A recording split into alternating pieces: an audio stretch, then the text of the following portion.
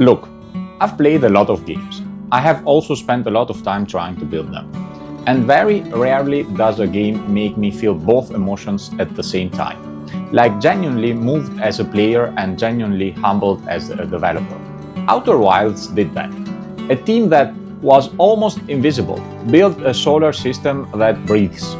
A story that lives in your memory the way real memories do. A sound system that plays music and calls it navigation. And a renderer that shows you an entire universe without ever asking you to wait.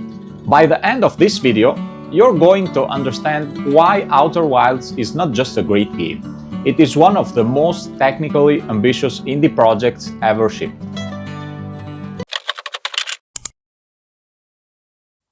This game should not exist. I'm serious. If you pitched this idea to most studios, they would politely smile and then slowly back away.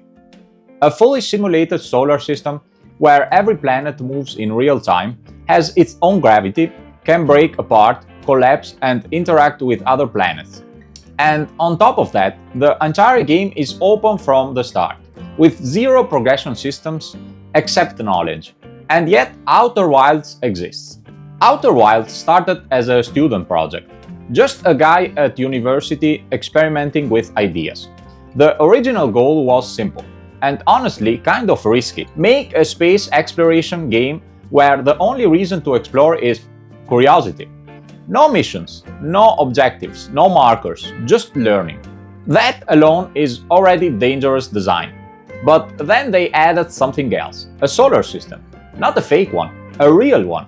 And suddenly the problem became much bigger, because now you need to simulate planets, gravity, movement, and interactions, all in real time.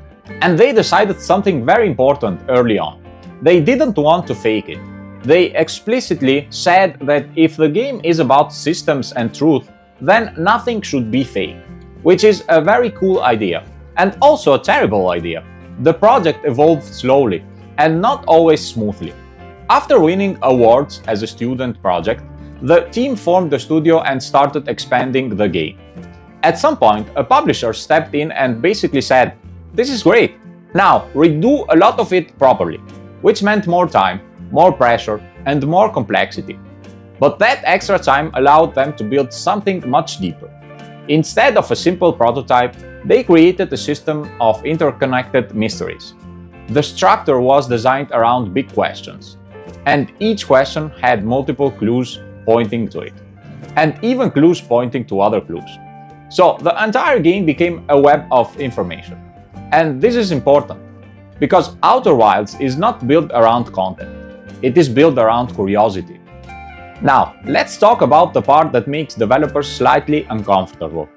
The physics. In Outer Wilds, every planet is a rigid body. Yes, a real physics object moving through space. That means it has forces acting on it.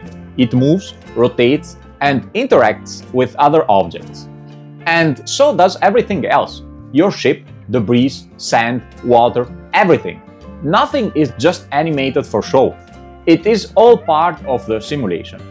This leads to completely insane situations, like the sand moving between the hourglass twins. That is not an animation. It is a system transferring mass between two bodies, or the ocean on giants deep launching you into space, or entire chunks of a planet collapsing and falling into a black hole. And here is the key detail. They did not fake it because the whole point of the game is that systems behave consistently. If something moves, it moves because of rules, not because of scripts. But obviously, this comes with a problem. Performance. So they had to cheat, but in a smart way. For example, physics meshes are simplified.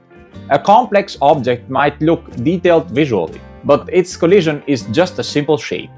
When you leave a planet, the game reduces its complexity, disables collisions, and pauses systems that are not needed, and then reactivates everything when you come back. So the simulation is real, but it is also controlled. And this leads to one of the smartest design decisions in the entire game. The 22-minute loop is not just a narrative gimmick. It is a technical solution. Because when you simulate a complex system like this, things break over time. Floating point errors accumulate, objects drift, physics gets unstable. So what do? You reset everything, maybe every 22 minutes. Every 22 minutes, the entire universe goes back to a clean state. No long-term errors, no corruption, just a perfect loop. And the genius part is that this technical limitation becomes the core of the narrative. The world is literally built to collapse. Planets break apart, structures fall, systems degrade. And instead of fixing that, they made it the point of the game. That is such a smart move, it almost feels illegal. Now, let's talk about the real nightmare: gravity. Each planet has its own gravitational pull, and the player constantly transitions between them. This means the game is always recalculating what down means, and somehow it feels natural. Even when you're jumping between planets, drifting in space, or standing inside a cave at the center of a planet where gravity cancels out completely. Yes, that is a real thing. If you're exactly at the center, gravity pulls equally in all directions. So you float. That is physically correct, and they implemented it. This is the kind of detail that makes you both impressed and slightly angry.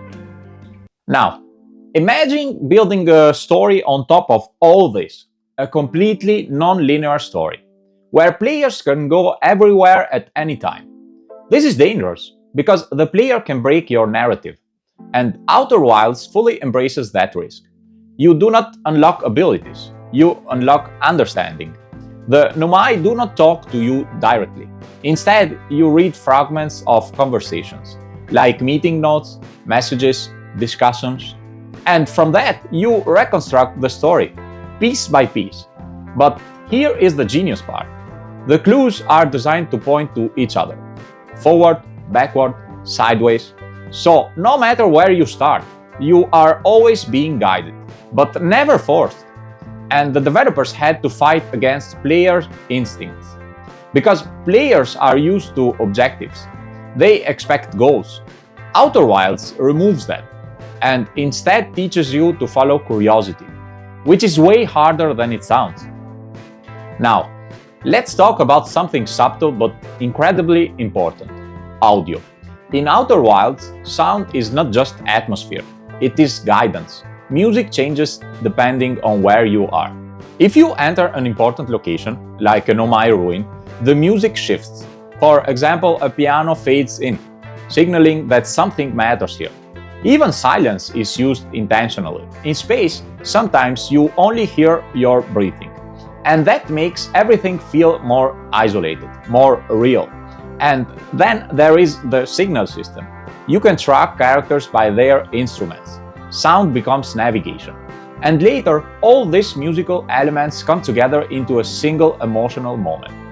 It is adaptive audio, but more importantly, it is meaningful audio. Now, let's talk about rendering, because somehow this game shows you the entire solar system at once. No loading screens. After the start, everything is always there. The trick is optimization. When you are far from a planet, it switches to a low detail version. Collisions are reduced, systems are paused, and only essential behavior remains active. The player is always at the center of the simulation. Everything else adjusts around them. Also, the game is built on spherical geometry, which means even the development process is weird. At some point, the dev literally says, yeah, sometimes we're working upside down and have to mentally flip everything. Which honestly sounds like a nightmare. And then there is the quantum moon, which exists in multiple states depending on observation. This idea comes from early prototypes where objects moved when you were not looking at them. Again, system first, always. If you made it this far, you already see it. Outer Wilds is a masterclass in turning limitations into strength. They could not simulate everything perfectly forever, so they reset the world. They could not guide players with UI, so they used level design, sound, and curiosity. They could not rely on progression systems, so they made knowledge the progression. And maybe the most important lesson is this: you do not need more features, you need better connections between your systems. That is where the magic happens. So, yeah, Outer Wilds is one of the best games I have ever played. Not just emotionally, but technically. It is the kind of game that makes you rethink how games can be built. If you have played it, tell me the moment where everything clicked for you. And if you have not played it, seriously, go in blind. Do not ruin it for yourself. Let me know what you think in the comments. And like always, thanks for watching.